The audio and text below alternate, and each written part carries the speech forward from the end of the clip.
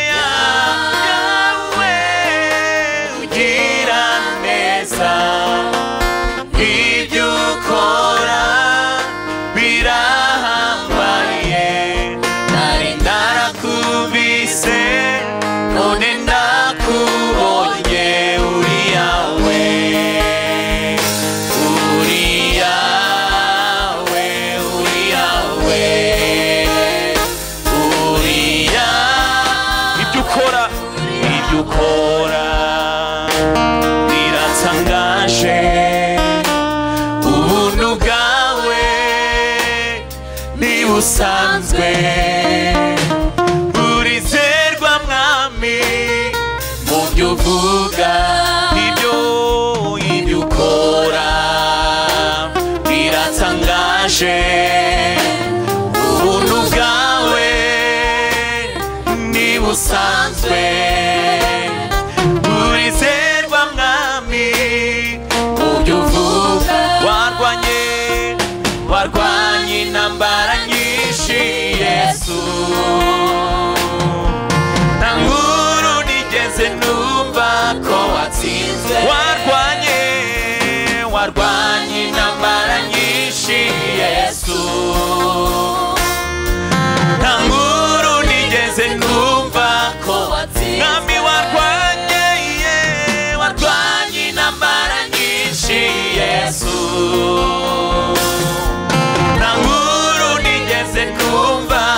watsinzwe uri yawe mwami uri yawe ugira neza ibyo ukora birahambaye nari narakumvise none ndakubonye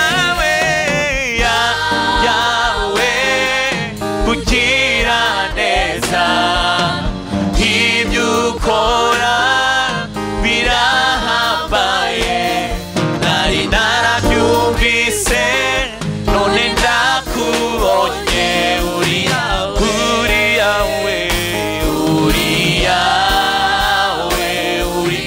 tuguhaye icyubahiro wowe witwa yawe uri yawe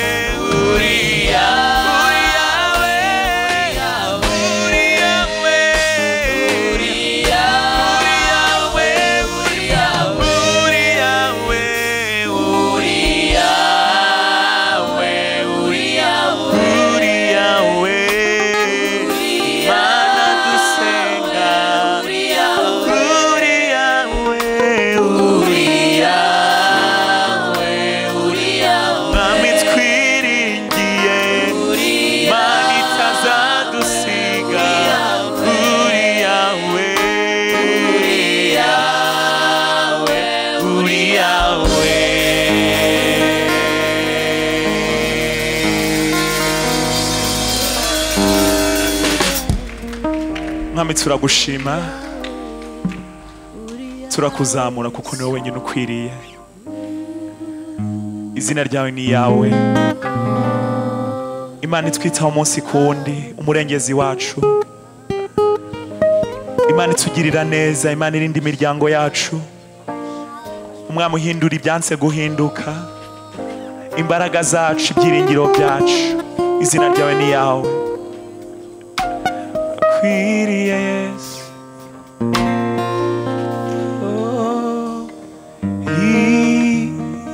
iyo ntekereje umugabo witwa Yesu,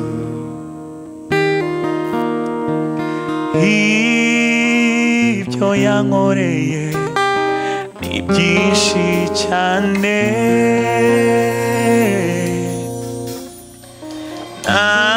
nahera mu gitondo bukira sinabimara, iyo ntekereje umugabo witwa Yesu,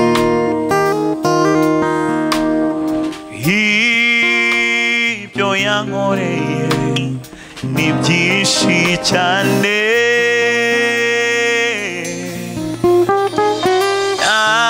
nahera mu gitondo bukira sinabimara.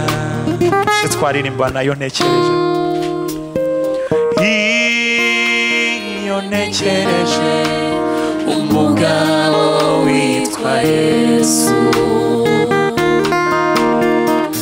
ibyo yankoreye ni byinshi cyane,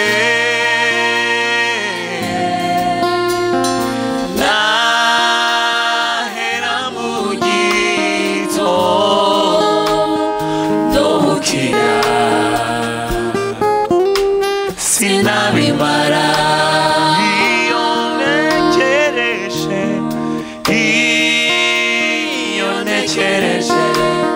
umugabo witwa Yesu,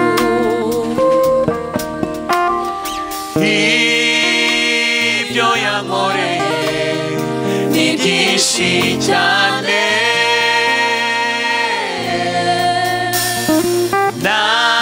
nahera mu gitondo bukira sinabimara, yikoreye umusaraba, yikoreye umusaraba uremereye cyane,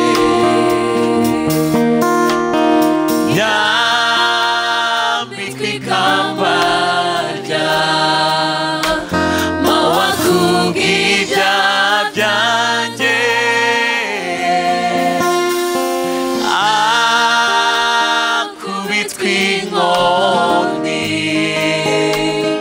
aterwa icumu Yesu we,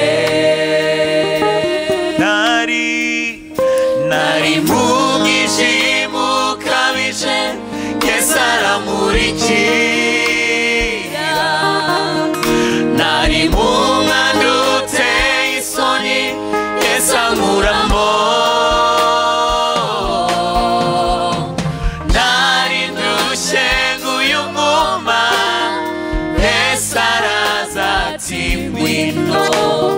mwana nkunda urure, nari mu mwijima ukabije, Yesu aramurikira, nari mu mwanda uteye isoni, Yesu ankuramo,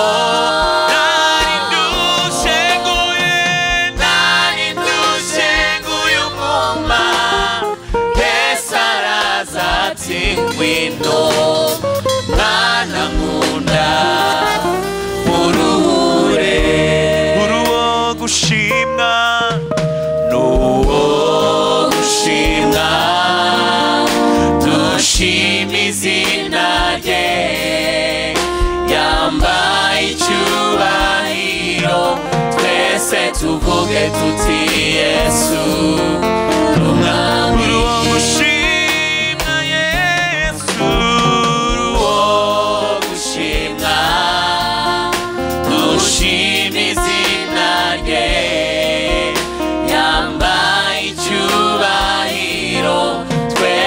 tuvuge tuti Yesu n'umwami, bajyana kubaga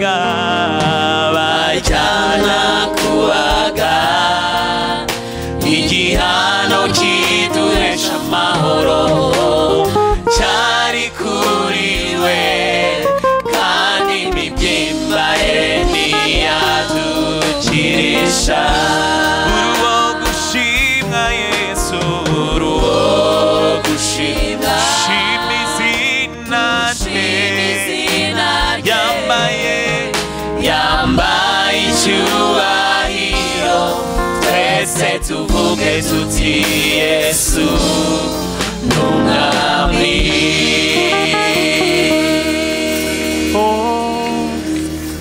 Data warakose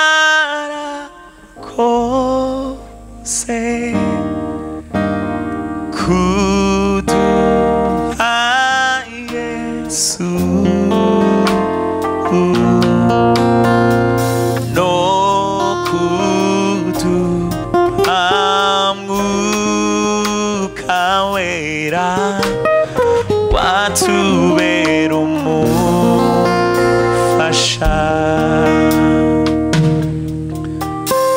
Data warakose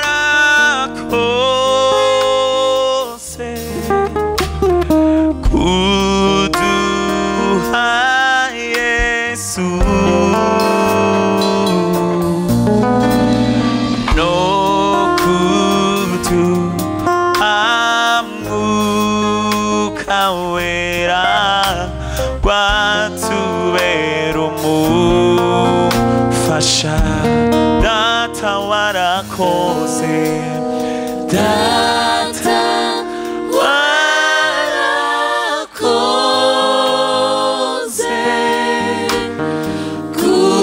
kuduha Yesu no kuduha Mwuka Wera watubera umufasha. Kuduha Mwuka Wera no kuduha Mwuka Wera watubera umufasha.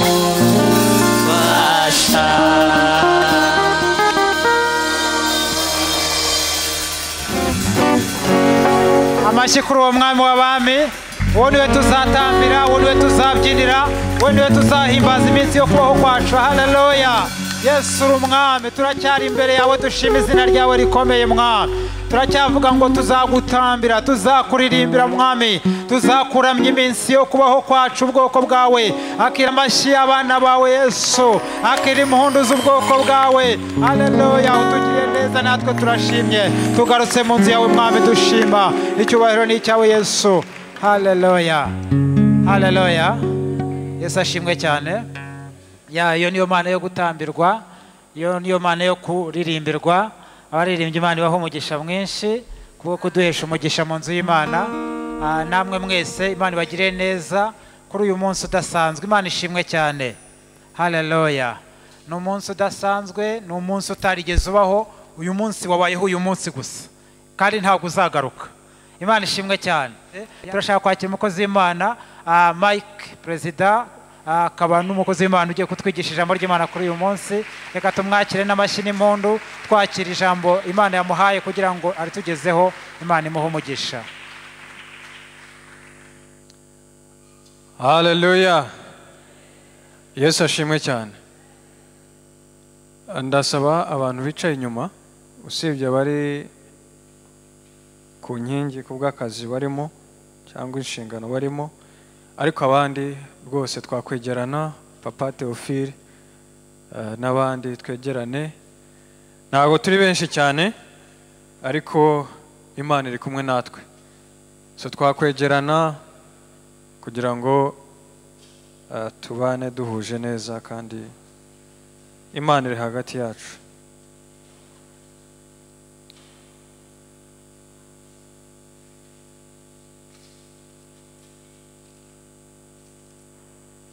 Yesu ashimwe cyane. Dushima Imana kubw'uyu munsi, ni umunsi wa 4 w'amasengesho turimo iminsi 14. Birumvikana yuko dusigaza iminsi 10 harimo na croisade izaba isoza amasengesho. Croisade tuzahurira hano ari ku wa 4 cyangwa se tuzatangira ari ku wa 4 mu ijoro, no kuvuga ngo saa 6 z'ijoro, hanyuma tugasoza ku wa 6 mu ijoro. cyangwa se ku mugoroba turi imbere y'Imana dusoza igihembwe cy'umuryango tumazemo amezi 3, ukwezi kwa 7, ukwezi kwa 8, tugasozanya na kuno kwezi kwa 9. Yesu ashimwe cyane.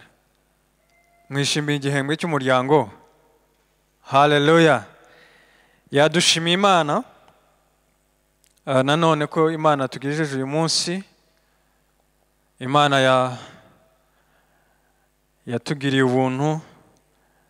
Tunashimira ababyeyi bacu batugiriye icyizere cyo guhagarara hano no gusangira namwe ubwoko bukomeye, abantu bakomeye, ijambo ry'Imana naryo rikomeye.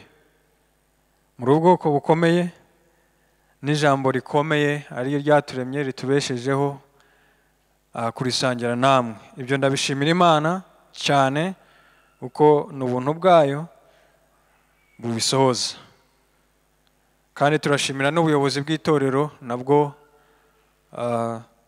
budahwema gushyira mu bikorwa cyangwa se gusohoza inzozi z'ababyeyi bacu baturera umunsi ku wundi. Ibyo turabishimira Imana kuko n'Imana ibibashoboza, n'Imana ibabashisha, kandi n'Imana ibahumekera uburyo bwo kubisohoza.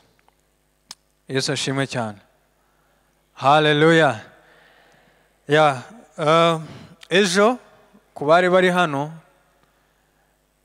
twaganiriye cyangwa se twabonye ubuzima cyangwa twatangiye teme dufite muri iyi minsi 14 nk'uko ababyeyi bacu bayihumekewe. Biravuga ngo umutima utinya Imana nk'ubuzima buhamiriza Kristo abacu. Umutima utinya Imana nk'ubuzima buhamiriza Kristo abacu. Uwo ni umutwe w'amagambo dufite muri iyi minsi 14.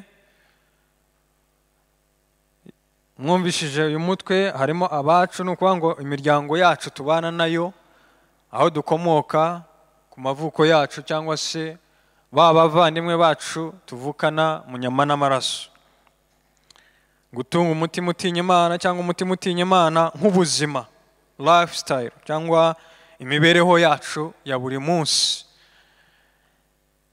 bikaba igihamya cyangwa bikaba ubuhamya cyangwa bikaba ubuzima buhamiriza bugaragaza yuko koko dutinya Imana muri bavandimwe bacu, muri wa muryango dukomokamo, muri bandi bacu. Ejo rero twabonye ku buzima cyangwa se imibereho y'umuryango wa Elukana wari ufite abadamu 2 cyangwa se abagore 2, harimo Penina na Hana. Hanyuma tubona umuntu watinyaga Imana muri uwo muryango kubasumbya cyangwa se watinyaga Imana wanayihamije muri uwo muryango ariwe Hana. Twarabirebye mu buryo butandukanye, sindi bubisubiremo byose. Gusa ibintu byinshi umuntu yakwigiramo harimo gutinya Imana, harimo kwiyegurira Imana burundu. Hana yagiye gutamba umwana w'imfura yarabonye amazi igihe kirekire, nubwo batakigaragaza uko kingana, ariko yari yarabaye ingumba. Abona umwana amaze igihe atabyara, arangije aramufata ajya kumutambira Imana, amushyira mu rusengero rw'Uwiteka Ishiro agicuka. Bibiliya tugaragaza yuko yari akiri muto, amuzana imbere y'Imana. Uwo ni umutima utinya Imana kuko wahamije Imana cyangwa se wabaye uwo mutima wa Hana wahamirije abo mu muryango we, abo yashatsemo, abakomokamo, abavandimwe be na Penina ndetse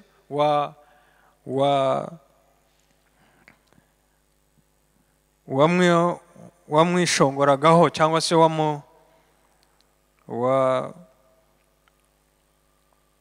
wamurwanyaga cyangwa se wamwivugaga hejuru. Uyu munsi rero ndimo gusenga, ko nakomezaga gusenga, hari ikindi gihamya nabonye kiranga ubuzima bwacu nk'abana b'Imana batinya Imana mu miryango yacu, cyayihamiriza yuko koko dutinya Imana. nibyo tugiye gusangira muri iyi minota ihari dufite, hanyuma turaza gusoza dusenga. Gusumbisha ijambo ry'Imana ibindi byose mu muryango wacu.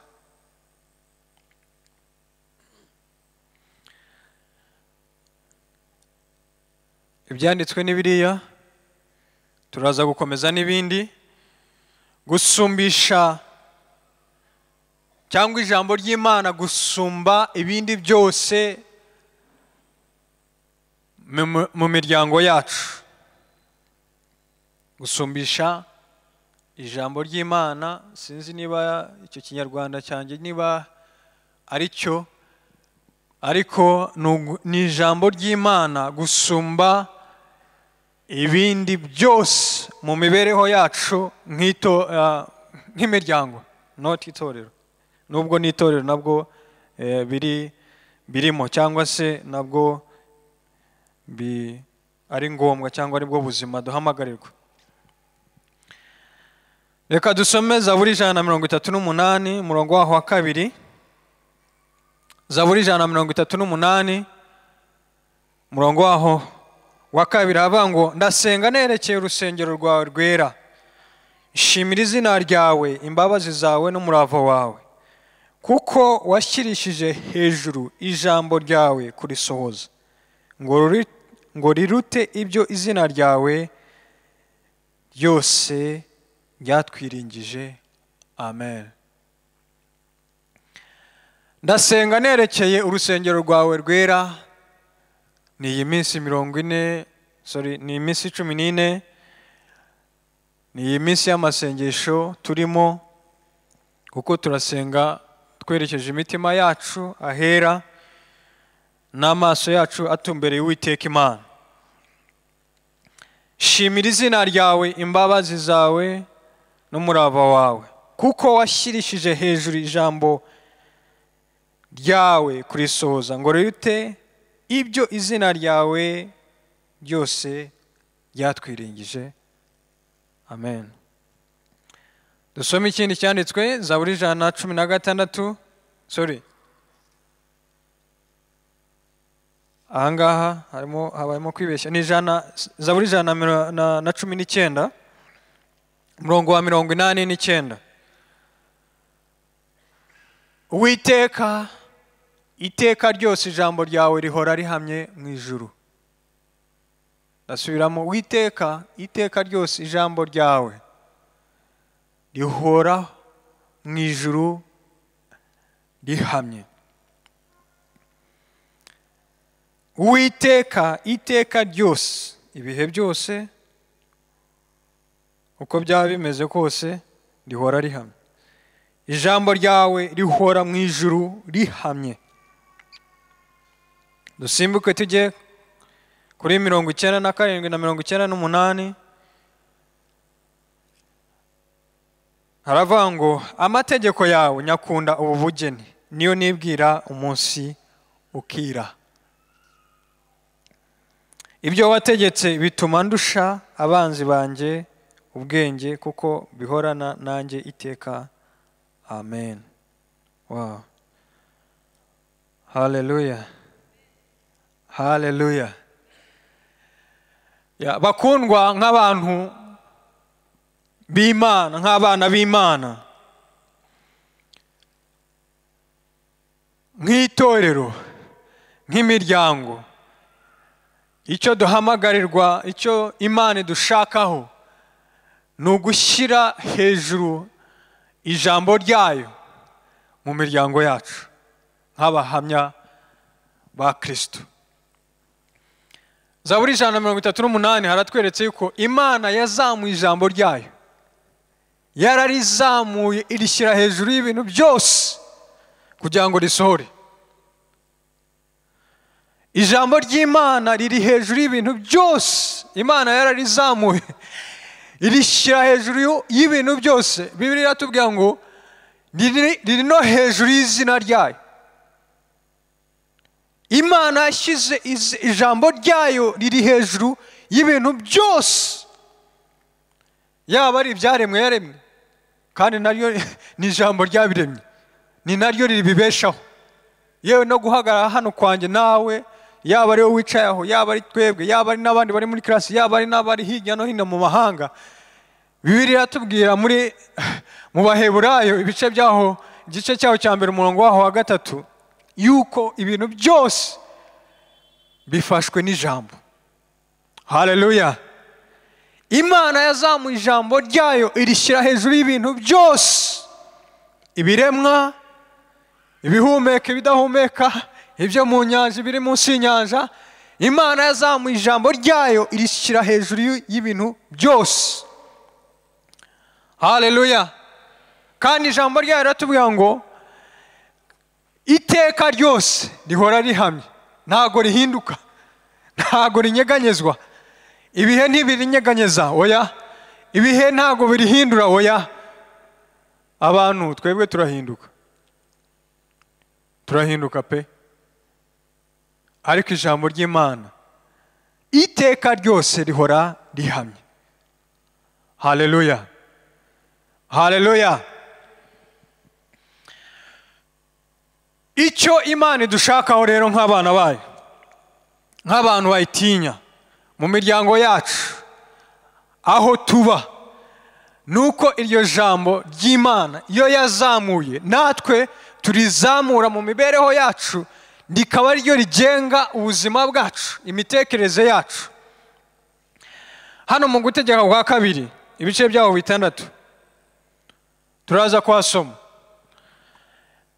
Bibiliya Imana yategetse Abisirayeli ababwira ngo iri jambo aya mategeko muyatekerezeho, muyigisha abana banyu, muyandike ku nkomanizo, muyashyire mu ruhanga rwanyu. Iragenda babwira ukuntu irino jambo bakwiriye kurifata, bakwiriye kuritwara mu mibereho yabo ya buri munsi. Ndetse irababwira ngo nibajya no mu nzira, nibajya muri voyage. Nakunze Bibiliya y'Igifaransa ukuntu yakoresha ijambo voyage. Mu Kinyarwanda bavuga ngo mu nzira. Ariko nuvuga ngo nufata urugendo ukajya Dubai, ukajya China, ijambo ry'Imana ugendane naryo, si ukugendana na Bibiliya gusa, ahubwo ribe riri mu mutima wawe, rishirwe hejuru mu mibereho yawe. Uko niko tugaragaza yuko turi abantu batinya Imana, kubera yuko icyambere iyo yararizamuye irishyira hejuru y'ibintu byose, mu byaremwe byose, mu bibaho byose. Imana yazamuye ijambo ryayo irishyira hejuru, ndetse irishyira no hejuru y'izina ryayo. Haleluya. Reka dusome Gutegeka kwa 2 ibice byaho 6 guhera ku murongo wa 6 kugeza ku murongo wa 7. Aya mategeko ngutegeka uyu munsi ahore mu mutima wawe, ujye ugira umwete wo kwigisha abana bawe. Ujye uyavuga wicaye mu nzu yawe, muri saro uyavuge, kandi uyavugane n'urubyaro rwawe. Haleluya.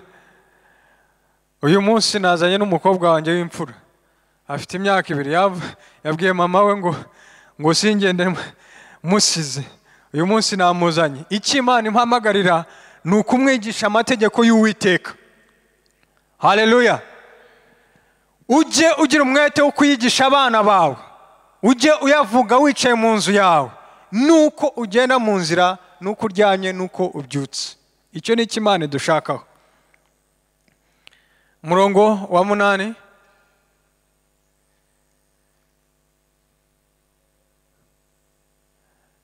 Uyu murongo wa 7 uratugaragariza uburyo kuzamura ijambo ry'Imana,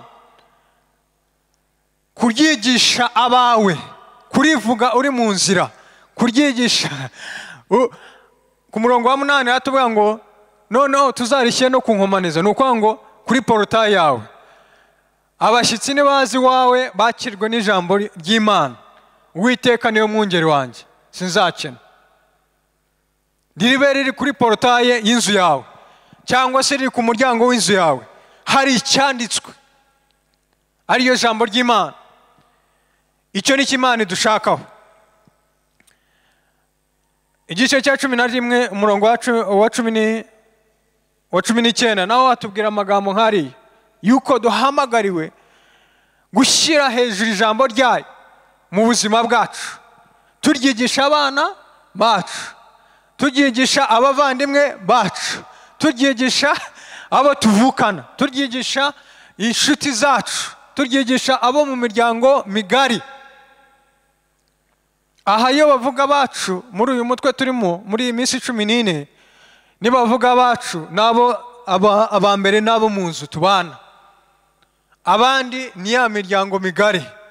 Abo ngabo duhamagare kubabwira ijambo ry'Imana, uko ni ukurizamura turisumbisha imibereho yacu tukaryigisha.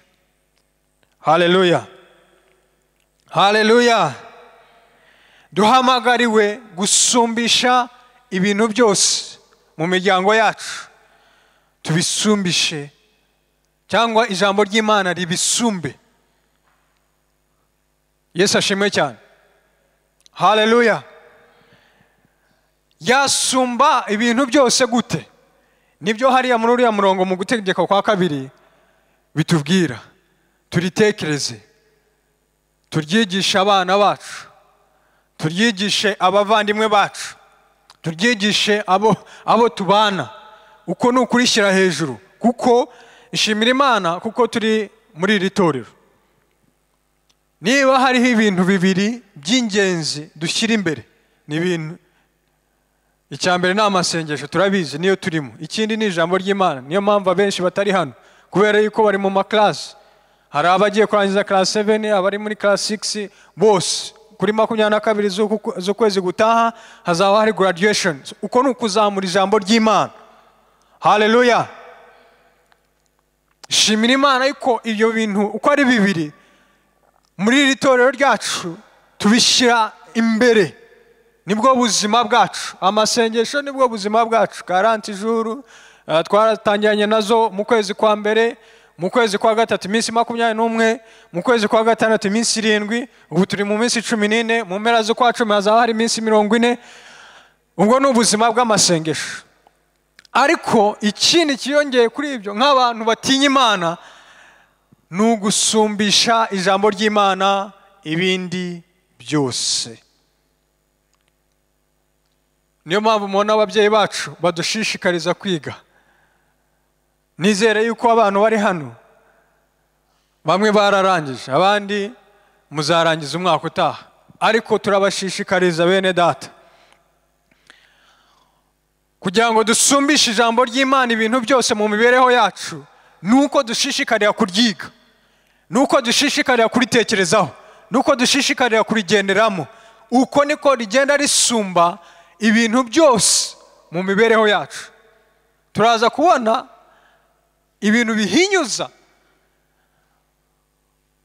ijambo ry'Imana mu buzima bwacu.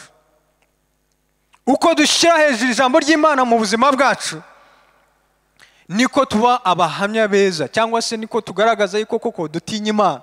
Ntabwo rega wavuga yuko utinya Imana ijambo ryayo yashyize hejuru utaritinya, utarisumbya ibindi byose mu buzima bwawe, utarisumbya ibitekerezo byawe mu buzima bwawe, utarisumbya imikorere yawe mu buzima bwawe. Duhamagariwe gusumbya cyangwa ijambo ry'Imana ko risumba ibintu byose mu buzima bwacu. Reka dusome Timoteyo 2 igice cyaho cya mbere umurongo waho wa 3 kugeza ku wa 6. Timoteyo: Imana nkorera nkurikije basogokuruza, mfite umutima utancira urubanza, niyo nshimira yuko nkwibuka ubudasiba uko nsenze ku manywa na nijoro. Next.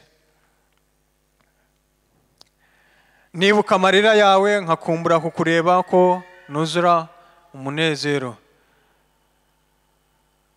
Kuko nibutse kwizera kutaryarya kukurimo kwabanje kuba muri nyogokuru Royce no muri nyoko Unique, kandi nzi neza yuko kukurimo nawe. Nicyo gituma nkwibutse gusesa impano y'Imana ikurimo yake iyo waheshejwe no kurambikaho ibiganza. Amen. Next. Ibice bitatu. Aya ni amagambo Paulo yandikiye Timoteyo. Ndagira ngo twibukiranye Timoteyo yari we.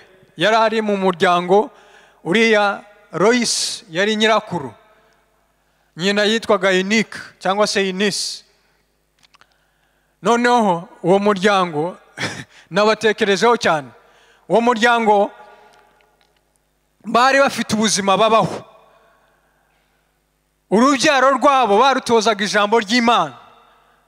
Arimo Timoteyo yavuye. Ntago batubwira abandi bavandimwe be, ariko batwereka yuko Timoteyo yatojwe ijambo ry'Imana kuva mu buto. Reka turebe hariya mu bice bitatu icyo batubwira.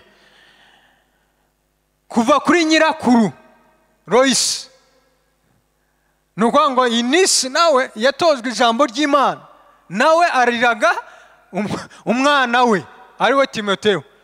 Biragenda biba uruhererekane.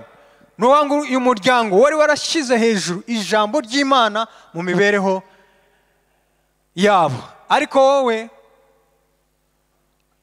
ho ugume mu byo wize ukabyizezwa kuko uzi wabikwigishije. Kandi uzi yuko uhereye mu buto bwawe, vuga uti buto bwawe, vuga uti buto bwawe, uhereye mu buto bwawe wamenyaga ibyanditswe byera bibasha kukumenyesha ubwenge ngo kukuzanira agakiza gaheshwa no kwizera Kristo Yesu. Uyu murongo reka tuwusubiremo. Kandi uzi yuko uhereye mu buto bwawe, nuko ngo Timoteyo niba byarakorwaga na nyirakuru afatanyije na mama we Eunice, bari baramutoje guhera mu buto. Bamutoje ijambo ry'Imana, bagenda bari musesekamo, bari mushyiramo, bari mwinjizamo. Biragenda bijya muri Timoteyo. Imana iramukoresha mu gihe cye kubera yuko yari yujuje ijambo ry'Imana. Uriya muryango wari warashyize hejuru ijambo ry'Imana mu mibereho yabo. Guhera kuri nyirakuru biratemba bigera muri mama wa Timoteyo, bigera kuri Timoteyo. Ntago batubwira niba abana ba Timoteyo byaraba, ariko birumvikana yuko byari uruhererekane. Kubera iki? Kubera ko umuryango wari warazamuye ijambo ry'Imana, baritoza, baryigisha abana babo. Icyo duhamagariwe rero ni iki? Nkatwe nk'imiryango y'abana b'Imana batinya Imana, duhamagariwe gutoza abana bacu, imiryango yacu tukaritoza ijambo ry'Imana uhereye mu buto. Ni inshingano zikomeye, ariko hari ubuntu bw'Imana budushoboza. Nguko uko Timoteyo abasoma Bibiliya cyane muzi ubuzima bwa Timoteyo mu nzandiko uko ari ebyiri, uko Paulo yagendaga amuhamiriza. Paulo yamuhaye inshingano akiri mutoya, aba pasiteri, aba senior pastor w'itorero akiri muto. Niyo mpamvu amwandikira ngo ntakagire uhinyira ubusore bwawe, ahubwo ube icyitegererezo ube icyitegererezo cy'abizera. Muri ibi arabirondora, kwizera mu mvugo n'ibindi arabirondora byose. Kubera iki? Nubwo yari muto, ariko yari yuzuye ijambo ry'Imana, yari yaratojwe kuva mu bwana bwe, yari yuzuye impano z'Imana. Niyo mpamvu hariya hamubwira ngo usesekaze impano. Mu gice cya mbere twahavuye, usesekaze impano z'umwuka ziri muri wowe, izo waheshejwe no kurambikaho ibiganza. Yari yuzuye ijambo ry'Imana, yari yuzuye impano z'Imana. Kubera iki? Kubera ko yari yaratojwe ijambo ry'Imana kuva mu buto bwe, abitojwe n'ababyeyi be. Kubera iki? Bari barafashe ijambo ry'Imana, bamenya yuko hariya mu gutegeka kwa kabiri havuga ngo uzagira umwete wo kwigisha aya mategeko, uyigisha abana bawe, uyavuge uri muri saro mu nzu yawe, uyavuge uri mu rugendo, wagiye China, wagiye Dubai, wagiye hehe wagiye Nyagatare, wagiye Gitarama, uyavuge. Ijambo ry'Imana we gutana naryo rihore mu mutima wawe, uko niko kurishyira hejuru. Ibyo rero bihamiriza imiryango yacu, kuko bigaragaza yuko Imana twizera, Imana tuvuga yuko dutinya, ntago ari amagambo, turabihamisha ubuzima bwacu. Ijambo ry'Imana turishyira hejuru mu mibereho yacu. Ijambo ry'Imana niryo banze mu buzima bwacu. Ijambo ry'Imana niryo dutekereza, niryo tuvuga, niryo tugenderamo, niryo rituzengurutse impande zose, usibye twebwe n'urubyaro rwacu. Haleluya, haleluya. Uko niko duhamiriza abacu yuko dutinya Imana, kuko ijambo ryayo turagenda riba twe, cyangwa tuba ijambo ry'Imana aho turi, aho tugenda. Kandi reka mbabwize ukuri, iki gihe tugezemo cyarabyoroheje. Niba hari igihe cyo kuba tudafite n'impamvu yo kuba ijambo ry'Imana ryuzuye mu buzima bwacu, ni iki gihe, kubera technology, nubwo ndaza kuyivugaho cyane. Ubu ngubu ijambo ry'Imana ntago harigendana gutya gusa. Ahangaha murabizi, mufite amatelefone arimo Bibiliya zijyanye n'indimi wowe uvuga. Niba uvuga indimi 5, ufite Bibiliya 5 zitandukanye muri Bibiliya, muri telefoni yawe. Ushobora kubisoma unabyumva, hari uburyo bwinshi. Ubu ngubu dufite uburyo bwinshi bwo kuba ijambo ry'Imana twarishyira hejuru mu mibereho yacu nk'abantu batinya Imana. Haleluya. Wagira audio, wagira na video, ugasoma ijambo ry'Imana, ariko rikaba irya mbere ry'ibanze mu mibereho yacu. Yesu ashimwe cyane. Haleluya. Icyo nicyo duhamagarirwa, nuko ijambo ryayo turishyira hejuru y'ubuzima bwacu. Usibye kuritozwa no kuritoza, Imana iradushakaho yuko aho tujya hose, aho tuba hose, kandi n'icyiciro cyose, nuko ngo muri aspect z'imibereho yacu, ntago ari hano mu rusengero gusa nguze. Urabona jewe nyobora itsinda ry'abinginzi, dutegetswe kuyobora amasengesho tuyoboreye mu ijambo, kimwe namwe aho mubere, aho Bibiliya tubwira yuko dusengesha umwuka. Dutegetswe kugira gute? Gusengera mu ijambo ry'Imana, niko gusenga mu kuri no mu mwuka. Ibyo rero ntago ari ibyo gusa, ahubwo no muri aspect z'ubuzima bwacu. Mu rugo rwawe waprika ijambo ry'Imana. Ese iyo tugiye kugera muri projet yo kubaka, ni irihe jambo shingiraho? Ariya muri Bibiliya birahari. Ese niba ndi umunyeshuri, na yahe mahame mu buzima bwanjye bwa kinyeshuri ngenderaho? Ntago ugomba kugenda mu bya rusange. Abanyeshuri bari hano barabizi, muri kaminuza hari ngo no gupanga ikibuga. Ntago arizo principes zigomba kuranga ubuzima bwawe. Oya, hari ijambo ry'Imana rigomba kuyobora ubuzima bw'imibereho yawe ya kinyeshuri. Niba uri businessman, niba uri business woman, hari ikintu kigomba, hari amahame ari hano mu ijambo ryayo agomba kuranga ubuzima bwawe. Uko niko gushyira hejuru ijambo ryayo mu buzima bwacu, mu mibereho yacu, bihamiriza babandi tubana, kuko babona yuko ntago ari twebwe, si Mike, barabona ijambo ry'Imana riri mu bikorwa. Arabona mu kazi ni ijambo ry'Imana. Niba nzinuka mu kazi, ntago nzinuka kubera yuko hari akuma kari bukoti igihe nagereye. Oya, ndazinuka kubera yuko ngomba kuba umwizerwa mu by'Imana yampamagariye. Haleluya. Uko nuko gushyira ijambo ry'Imana hejuru mu mibereho yacu, bihamiriza babandi tubana nabo yuko koko dutinya Imana. Ntago twavuga ngo dutinya Imana, ijambo ry'Imana riri hasi, ari ibintu dukora cyangwa se dusoma uko tubonye, cyangwa se dufata uko tubonye. Duhamagariwe ijambo ry'Imana kurishyira hejuru mu mibereho yacu. Yesu ashimwe cyane. Haleluya. Reka mbereke, reka dusome gutegeka kwa kabiri ibice byawo 17 umurongo wa 18 kugeza kuri 20.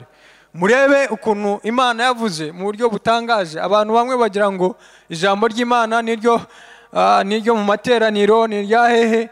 Muri aspect yose cyangwa se buri mibereho yose Imana yagiye ivuga uburyo ijambo ryayo ryashyirwa hejuru. Gutegeka kwa kabiri ibice 17 umurongo wa 18 kugeza kuri 20.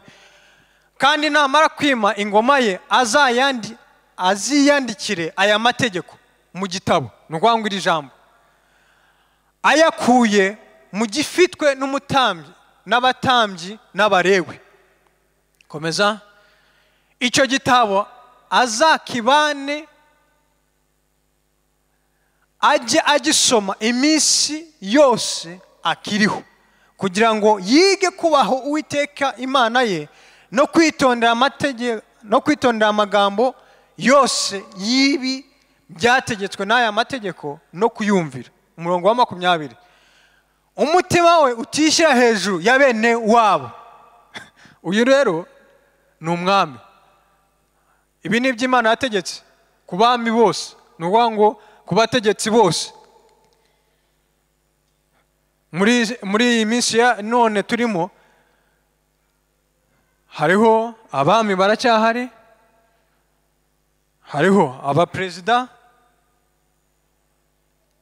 ariko umva icyo Imana ivuga ku mibereho Imana ishaka yuko babamo yo gushyira hejuru ijambo ryayo.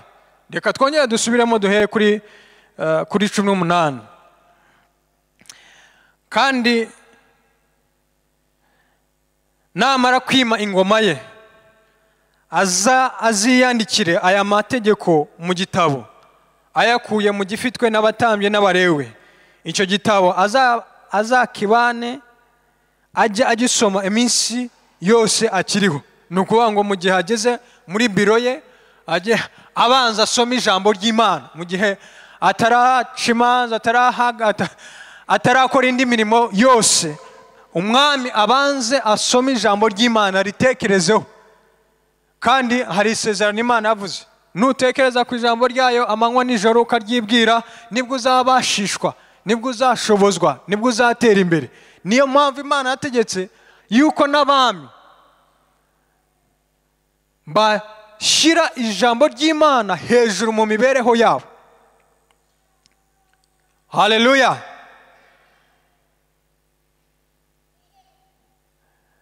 Ijambo ry'Imana nta aspect, nta buzima ritashyirwamo hejuru. Yaba ari ku ngoma, yaba ari muri business, yaba ari mu mashuri, yaba ari mu ngo zacu tubamo, yaba ari ahantu hose, ahaho ni ijambo. Yesu ashimwe cyane. Nk'abatinya Imana rero duhamagariwe kugira ngo turishyire hejuru, risumbe ibintu byose, risumbe amaprincipe, risumbe imikorere, risumbe strategy, risumbe ibintu byose. Ijambo ry'Imana ari ryo ryonyine riganza.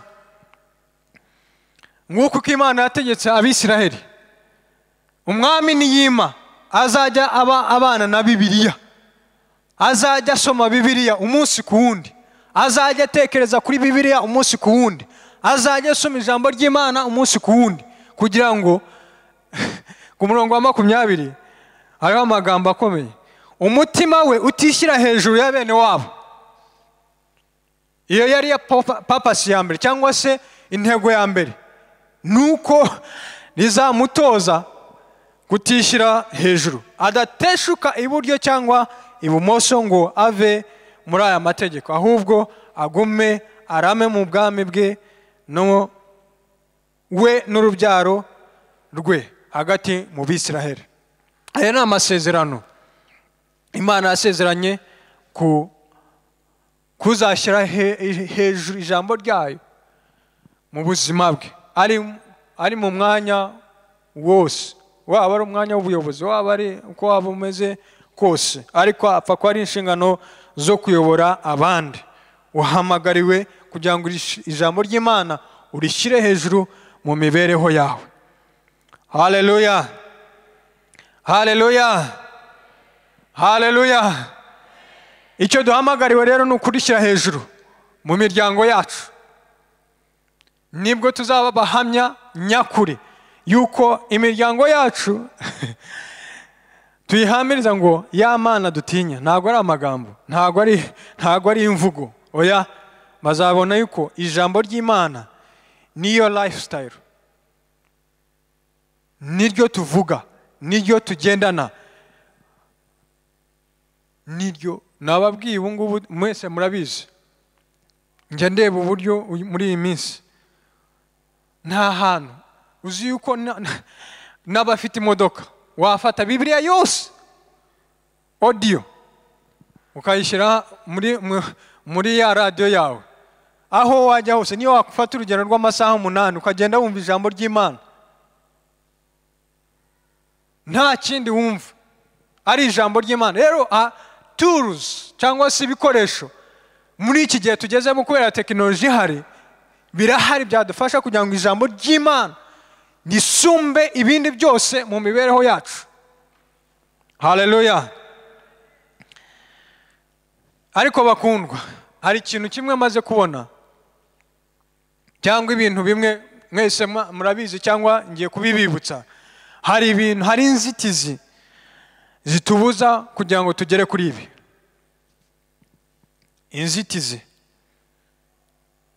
Inzitizi zitubuza gushyira hejuru ijambo ry'Imana. Inzitizi zirahari ku batinya Imana. Turasoma hariya muri Mariko ibice byaho 7 umurongo wa 1 kugeza ku murongo wa 8. Muri iyi minsi ya none, muri ibi bihe bya none turimo, hari ibibazo bibiri bikomeye by'ingutu birwanya ijambo ry'Imana mu mibereho yacu, kandi Imana ifashe kubivuga uko biri. Uyu munsi hari ibibazo bibiri. Icyambere reka tugisanga ahangaha muri Mariko.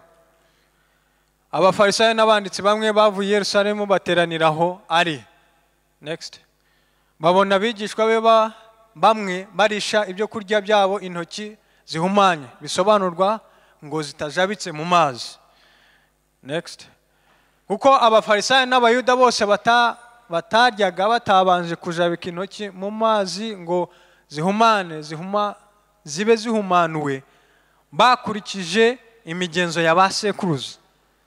Bakurikije imigenzo ya basekuruza.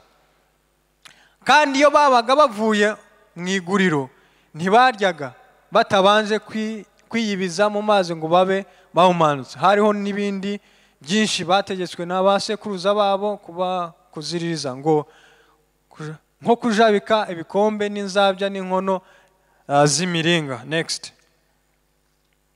Abafarisayo n'abanditsi baramubaza bati, niki gituma abigishwa bawe bataziririza imigenzo ya basekuruza bagapfa kurisha ibyo kurya intoki zihumanye? Icyo ni ikibazo. Komeza. Murongo wa 6 arabasubiza ati, Yesaya yahanuye ibyanyu neza mwandyarya mwe, nk'uko byanditswe ngo, ubu bwoko bushimisha iminwa yabo ariko imitima yabo indi kure. Murongo wa 7 bansengera ubusa kuko inyigisho bigisha ari amategeko y'abantu.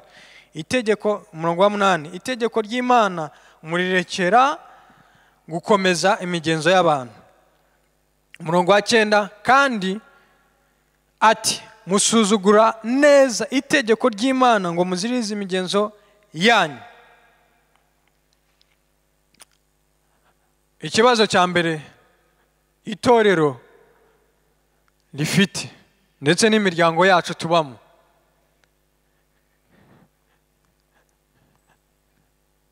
imihango ya basogokuru cyangwa se umuco.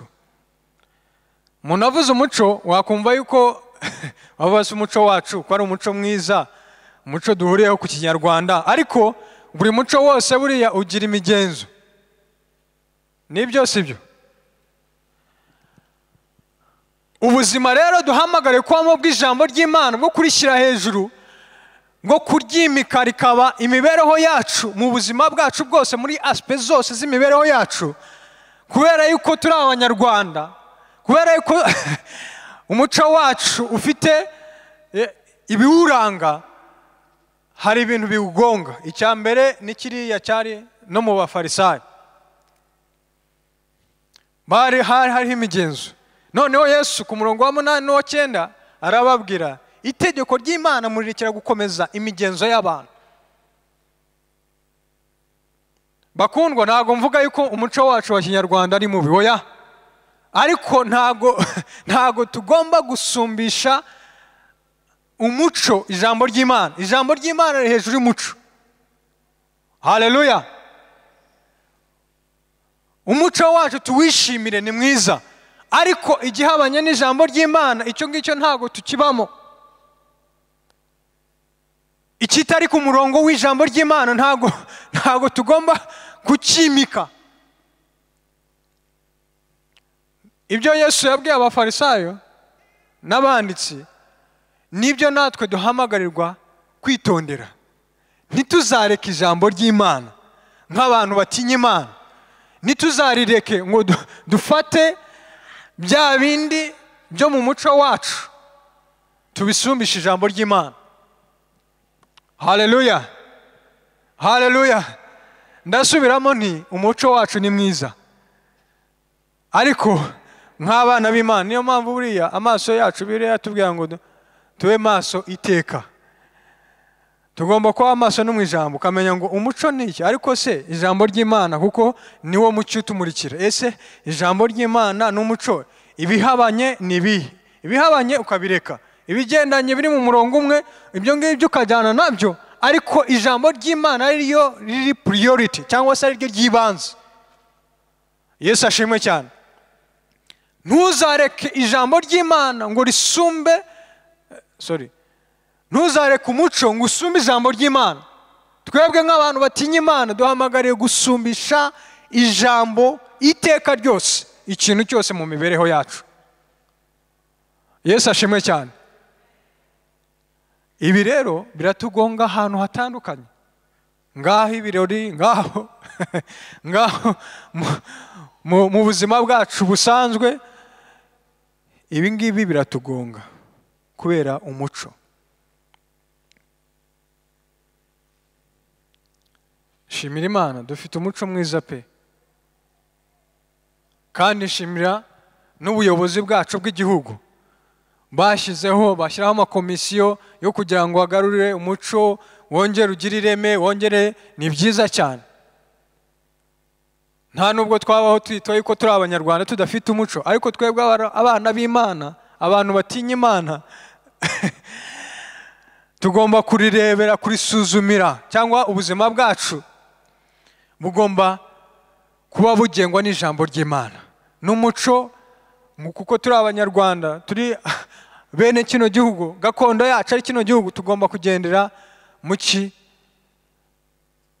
uwo muco. Haleluya, haleluya. Iki rero kiratugonga nk'abantu bari mu miryango yacu, ugasanga wa muco wasumbye iki? Wasumbye ijambo ry'Imana. Haleluya, haleluya. Iki ni ikibazo gikomeye, ni inzitizi ituma ijambo ry'Imana ridashyirwa hejuru mu mihango, mu ngo zacu. Ugasanga imigenzo abantu bakubwira ngo wowe nibitagenda gutya ntago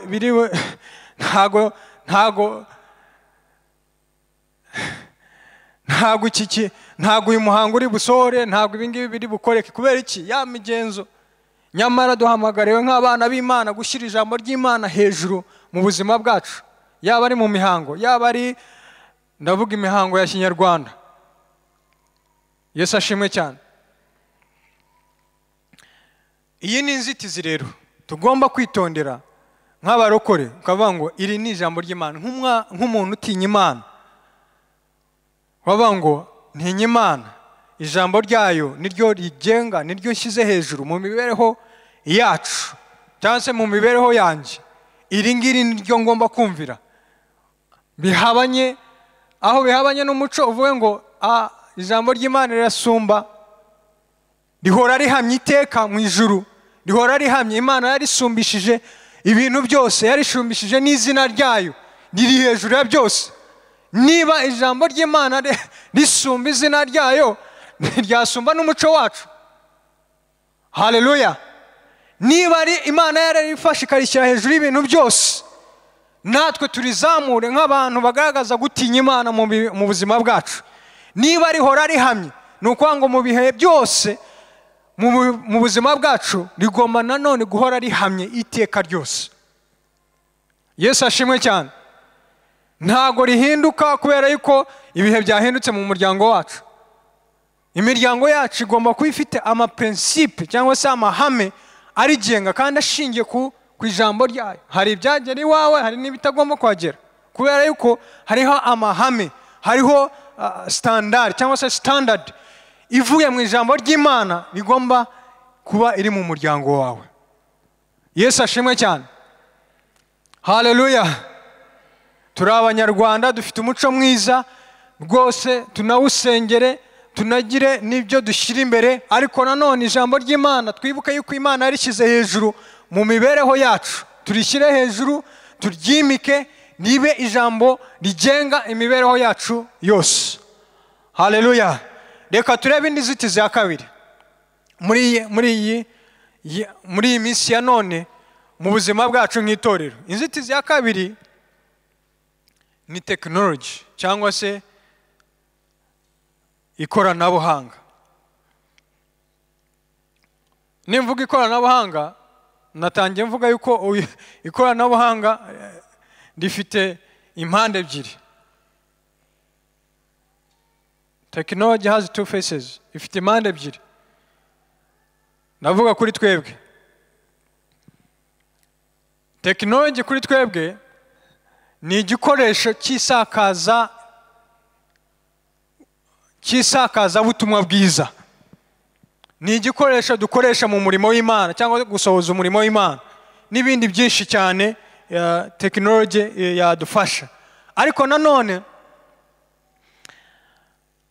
urundi ruhande, technology cyangwa se ikoranabuhanga rirwanya gushyirwa hejuru kw'ijambo ry'Imana mu buzima bwacu. Muti gute? Kubera yuko uyu munsi n'uyu munsi n'ubu ngubu tuvugana no mu masegonda ari imbere angahe, hari ibintu byinshi bya technology ihora ihinduka, cyangwa se ikoranabuhanga rirahinduka umunota ku wundi, segonda ku rindi, kandi uko rigenda rihinduka rifite za mpande ebyiri. Kuri twebwe abana b'Imana, abatinya Imana, hari uko twarifata, ariko nanone tutaryitondeye cyangwa se tutarebye iyindi face yaryo, ryatuvana mu gusumbisha ijambo ry'Imana mu mibereho yacu. Haleluya. Technology ubu ngubu njya mbona niba hari muri iyi minsi akamvuga ikintu tuza hano mu rusengero ugasanga uko kera inzu y'Imana yubahwaga, uko kera inzu y'Imana iyo umuntu yakanajyaga mu nzu y'Imana yumvaga yuko ageze ahantu hadasanzwe, yewe na kera tukiri muri Katolike. Ariko ubu ngubu umuntu arinjira hano chat kuri Facebook, Instagram, Twitter, iki ugasanga ya focus cyangwa kwa gutumbera Imana muri bwa bwiza bwayo yaje imbere yayo, muri kwa kubaho kwayo, kuko hano Imana irahari. Haleluya. Wa muntu hari ibintu byamufasha, kandi yageza hera mu nzu yayo, kandi yageza ahahandi Imana yashimye ko ishyira ituze izina ryayo, ariko ugasanga hari ibindi. Umutima we cyangwa se ibitekerezo bye biri divided, bigabanyijemo kabiri. Hamwe yahageze, ahandi ari mu biganiro, ari muri shuguri zindi. Ariko ubwo ni uburyo bumwe buvuga ngo technology igenda idukamura cyangwa se tuvana muri kwa gusumbisha ijambo ry'Imana mu buzima bwacu, mu mibereho yacu isanzwe. murabizi ku mbuga nkoranyambaga mubaho henshi njya mbona hari abantu nibagiye no kugakora ako kantu kuko abibutsa kuko ndabizi ko namwe mujya mukabona abantu bashushanyije telefoni bashyiraho na Bibiliya noneho bashyiraho umuntu telefoni irimo kumukurura noneho Bibiliya nayo iri hariya mujya mukabona hari abagafite muri telefoni bashyiraho Bibiliya telefoni iri nka hano yakuriye umuntu gutya noneho Bibiliya iri nka hariya ariko telefoni yagize gute yasumbishije imbaraga Bibiliya nguko uko technology nubwo ari nziza ariko twitonde uburyo yatuvana gusumbisha ijambo ry'Imana ngaho televiziyo ntabwo ari mbi ariko igira umwanya wayo ngaho imbuga nkoranyambaga ngaho Twitter ngaho YouTube ngaho ibintu byose ibyo byose ntabwo ari bibi nanjye ndabikoresha uri hano ubabwira ariko hari umwanya wabyo niyo mbikoresha hariho purpose aricyo mbashaka kugeraho Yesu ashimwe cyane ntabwo ari byo bitwara imitekerereze yanjye ntabwo ari byo nshobora no kubikora nshaka kugira ngo nige ijambo ry'Imana ariko nabwo bikaba bifite time cyangwa se igihe runaka Yesu ashimwe cyane ikoranabuhanga rero ryaba inzitizi yo gushyirwa hejuru kw'ijambo ry'Imana mu mibereho yacu kubera distraction kurangara niba hariho ikintu kirimo kiragenda kandi mu bana b'Imana uko tugenda dutwarwa nabyo na wa wundi utwegereye uwo mu muryango wacu nabona yuko tubayeho ubuzima bumwe nk'ubwe tubayeho nk'uko nawe abayeho niba dushobora kumara amasaha 10 uri kuri Twitter cyangwa se WhatsApp nundi nawe akabona nuko nguko ntabwo ushobora kumara amasaha 2 mu ijambo ry'Imana no mu masengesho nawe akabona ni bwa buryo nta tandukaniro ntabwo waba umuhamirije nk'umuntu utinya Imana Yesu ashimwe cyane mureke rero iterambere mureke technology dufite muri iyi minsi ndetse irimo kugenda no mu masaha no mu minota iri imbere biragenda bihinduka kandi uko bihinduka twebwe tugomba kuba tubifite uburyo twabikoreshamo cyane cyane ko duhamagariye gusoza ubutumwa bwiza Yesu ashimwe cyane muzagenda buhinduka uyu munsi mu myaka 3 ishize ntabwo twari tuzi Instagram ariko uyu munsi Instagram za imo za Viber ibyo byose uko bigenda biza twebwe abana b'Imana batinya Imana hari uburyo tugomba kubikoreshamo yaba ari umwanya twabigenera yaba ari uburyo bwo gusohoza umurimo w'Imana n'umugambi w'Imana duhamagarira bikaba bifite umurongo ariko ijambo ry'Imana ari ryo dushyira imbere haleluya haleluya ngiki cyo duhamagarira abahamya mu miryango yacu niba dushaka guhamiriza imiryango yacu yuko dutinya Imana nuko ijambo yavuze ijambo yaduhaye ryatubyaye bwa kabiri kuko niko muri Petero wa mbere hatubwira twavutse ubwa kabiri kubw'iryo jambo rya jambo rihora rihamye iteka ryose mu ijuru aba ari ryo dushyira hejuru kuko n'Imana yarishyize hejuru haleluya haleluya Imana idufashe cyane kugira ngo tubikore ziranzitizi cyane muziteho niba hari ibintu bitugonga cyane ni umuco ntabwo tumenya gutandukanya iki umuco uvuga n'ikijambo ry'Imana rivuga ibigendanye tujyana nabyo ariko aho ijambo ry'Imana rivuga ngo iki ntigikwiriye nawe uvuga ngo iki ntigikwiriye mu mibereho yanjye ntabwo nagikora ntabwo cyaza mu muryango wanjye ntabwo cyagera mu rugo rwanjye ntabwo cyagera mu banjye habeho itandukaniro. Uko niko tuzahamiriza abacu, imiryango yacu, ba bandi batuzengurutse yuko koko iyi Mana turayitinya. Yesu ashimwe cyane. Haleluya. Imana idufashe cyane. Imana idufashe gusumbisha ijambo ryayo ibintu byose mu mibereho yacu. Yesu ashimwe cyane. Ndasoje muri iyi minsi turimo y'amasengesho, ndagira ngo dufate kano kanya ubwire Mana nk'umuntu ugutinya, unshoboze gusumbisha ijambo ryawe, risumbe ibindi bintu byose mu mibereho yanjye, risumbe ibintu byose. Amahame, niba hari n'amahame wari ufite atari biblique cyangwa se atari mu ijambo ry'Imana, uvuge Mana fasha umpumure, menye ya mahame agomba kugenga urushako rwanjye, ya mahame agomba kugenga business yanjye, ya mahame agomba kugenga amashuri yanjye, ya mahame agomba kugenga ubu ingendo zanjye no kugenda. Bibiliya itugereka yuko no mu ngendo tugiyemo hari ijambo ry'Imana ribivugaho. Haleluya. Nta kintu na kimwe mu mibereho yacu Bibiliya idafiteho ijambo. Haleluya. Imana idufashe. Reka duhaguruke dusenge. Mana yacu, turagushimiye kuri Imana nziza. Haleluya. Turagushimiye kubw'ijambo ryawe waduhaye Mwami. Turagushimiye kubw'ijambo Mwami. Haleluya. Ijambo ryawe rihora rihamye iteka ryose mu ijuru. Turagushimiye kubw'iryo jambo Mwami wasumbishije izina ryawe kugira ngo risoze.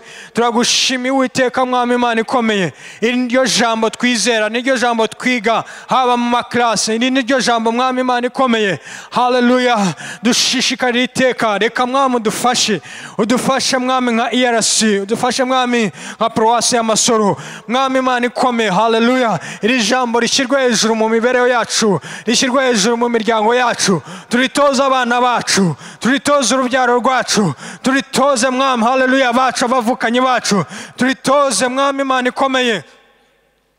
Turitoze haleluya abatwegereye, turitoze abacu mu izina rya Yesu. Rishyirwe hejuru, aba ari ryo gusa dusumbisha ibintu byose, aba ari ryo tuvuga, aba ari ryo Mwami haleluya, aba ari ryo dushyira ku miryango yacu, aba ari ryo Mwami twamamaza, aba ari ryo tuvuga gusa. Uko Mwami Imana igira neza, iri jambo haleluya uko warishyize hejuru ukayisumbisha ibintu byose, aba ariko natwe turisumbisha ibintu byose mu mibereho yacu mu izina rya Yesu Kristo. Yawe haleluya.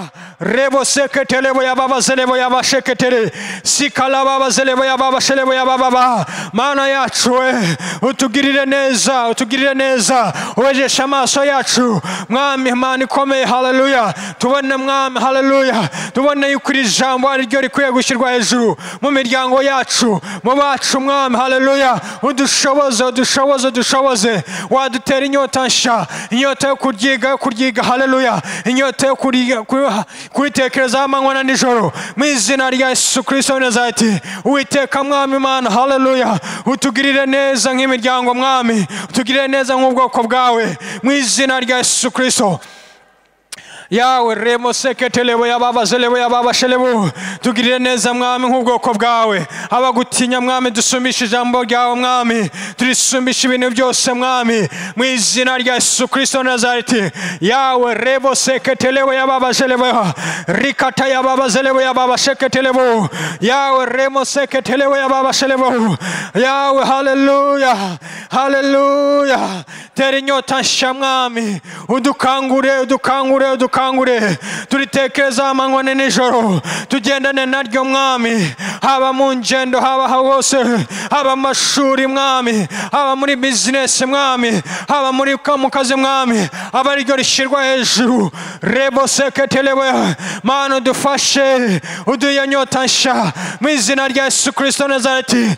Yawe rebo seketelebo ya baba selebo, rikashaka telebo ya baba selebo ya baba selebo. Senga, senga, senga. iryo jambo ryo rishyirwa hejuru mu muryango wawe. Haleluya. Rama sekedebo, iryo jambo ry'Uwiteka rishyirwa hejuru, nibwo uzahamiriza abavukanye bawe yuko utinya Imana koko, yuko ari Imana utinya, uko wubaha ijambo ryayo, uko ijambo ryayo ari ryo ushyira hejuru mu mibereho yawe yose, mu izina rya Yesu Kristo Nazareti.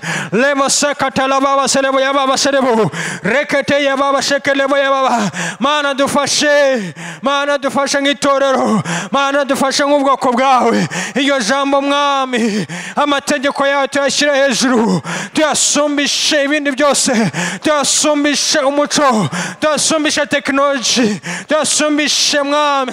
Lebo sekatala baba selebo, ijambo ryawe Yesu dufashe Mwami. Raba seketelebo ya baba selebo, shakatala baba selebo ya baba selebo, rikata ya baba selebo ya baba selebo ya baba selebo, yakalaba seketelebo ya baba selebo, reketeketelebo ya baba selebo ya baba selebo, rakashakatala baba selebo ya baba selebo, rikata ya baba selebo ya baba selebo ya baba selebo, rakashakateketeketelebo, yakashakatelebo ya baba selebo. Mukawera dufashe, udushoboze gushyira hejuru ijambo ry'Imana mu mibereho yacu, mu buzima bwacu, haba mu miryango Mwami, haba mu bo duturanye Mwami, haba mu bo dukorana Mwami, haba Mwami. Haleluya. Aho tugenda hose ijambo ry'Imana aba ryo rishyirwa hejuru, nk'abagutinya Mwami. Haleluya. Riduhindisha umushyitsi, aba ryo riduhindisha umushyitsi mu mibereho yacu, mu izina rya Yesu Kristo. Rebo seketelebo ya baba, nk'uko rihora rihamya Mwami iteka ryose, aba ryo Mwami. Haleluya. Aba riko rihora rihamya Mwami, uko ritanyeganyezwa natwe ntabwo tuzanyeganyezwa, haba mu bikomeye, haba mu bihe bikomeye, ibigoye, amakwa n'ibyago. Kubera ijambo ry'Imana tuzaba twarishyiriza hejuru, ntabwo tuzanyeganyezwa. Uwiteka Mwami tugirire neza. Yawe revo seketelebo ya baba selebo, udushoboze Mwami nk'imiryango yakwiyeguriye, udushoboze nk'imiryango igutinya Mwami Imana. Yawe revo seketelebo ya baba selebo, urakoze Mwami Imana ikomeye, udushoboze nk'ubwoko bwawe, mu izina rya Yesu Kristo Nazareti. Yawe ugira neza Mwami, udushoboze kurenga Mwami inzitizi zose zatubuza gushyira hejuru ijambo ryawe Mwami mu buzima bwacu, mu miryango yacu, tubirenge mu izina rya Yesu. Data turagushimiye kuri Imana yacu, turagushimiye Uwiteka Mwami, nta wundi ukwiriye gushimwa. Turagushimira kubw'iryo jambo waduhaye Mwami, turagushimira kubw'amategeko Mwami waduhaye, turagushima kubw'ijambo rya rihora rihamye. Icyama Mwami umutima wacu Mwami ukagira inyota nk'uko Mwami. Haleluya. Muri Zaburi 119 Mwami umurongo waho wa 97 yuko nzibwira ijambo rya umunsi ukira. Mwami natwe duhore twibwira ijambo ryawe umunsi urinde wira, mu izina rya Yesu. Data turagushimiye, turaguhaye icyubahiro, ishimwe n'icyubahiro ni byawe, ni mu izina rya Yesu Kristo. Reka dushimire iyo Mana yaduhaye ijambo ryayo.